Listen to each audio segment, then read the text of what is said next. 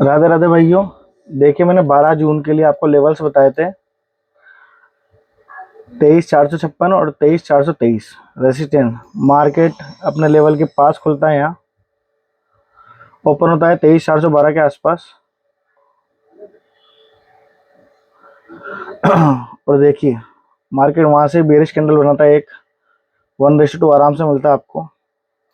आई अब आपने स्कैल्पिंग की होगी दोस्तों, और मैंने भी कल से बाय पोजीशन बना रखी थी, तो उसका आप देख सकते हैं। और अभी मेरे दोनों ट्रेड चल रही है, ऑप्शन सेलिंग कर रखी है मैंने 22,900 और 23,100 कॉल। देखते हैं क्या होता है। बाकी मैंने जो लेगा फ्यूचर कर रखा था बाय।